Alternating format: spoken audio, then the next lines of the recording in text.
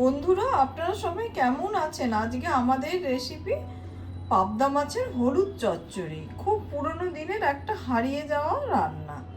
সঙ্গে থাকুন দেখার জন্যে। খুবই সাদা মাটা, কিন্তু খেতে ভীষণ ভালো। এটা কিন্তু গরম ভাতেই ভালো লাগে।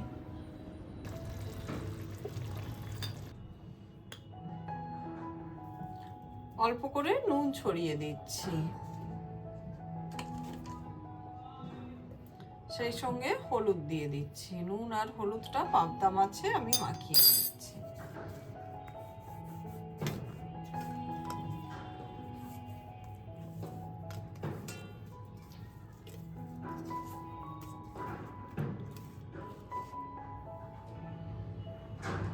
সর্ষের তেল ঢেলে নিলাম। 1 চামচ হলুদ আমি জলেতে ভিজিয়ে দিলাম। সর্ষের তেলটা এদিকে আমার ধোঁয়া ওঠা গরম হয়ে গেছে। এবার আমি পাবদা মাছটাকে ভেজে দিই।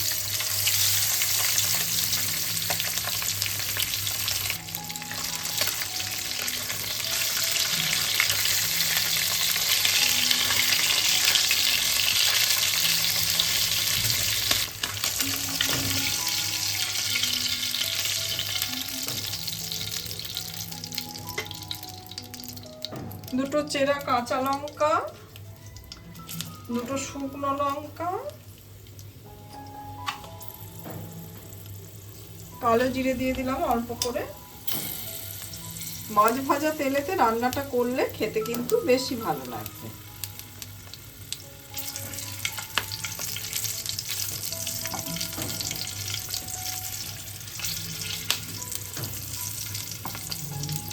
ফোড়নটা থেকে সুগন্ধ বেরোলে আমরা আদা বাটা দিয়ে দেবো।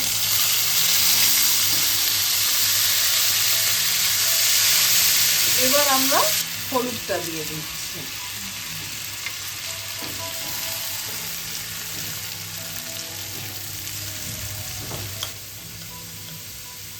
স্বাদ মতো নুন দিয়ে দিলাম। এবার আমি জল ঢেলে দিচ্ছি।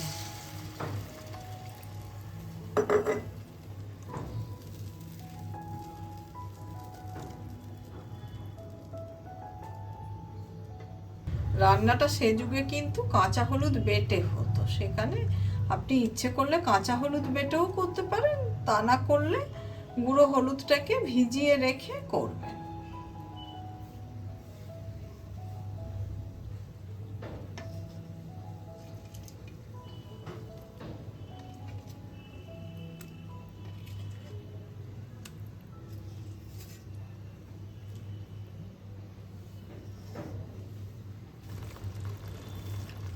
এবার আমি দুটো চেরা কাঁচা লঙ্কা দিয়ে দিলাম, আর ওপর থেকে কাঁচা সর্ষের তেল দিয়ে দিলাম। রান্নাটা আমার পুরোপুরি হয়ে গেছে। আমার এই রেসিপিটা আপনাদের যদি ভালো লেগে থাকে, লাইক, শেয়ার, কমেন্ট আর সাবস্ক্রাইব করতে ভুলবেন না আমার চ্যানেলটা।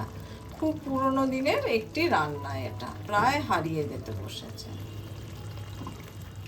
রান্নাটা আমার পুরোপুরি হয়ে গেল। এটা মূলত সাদা ভাতেই খাওয়া হয়।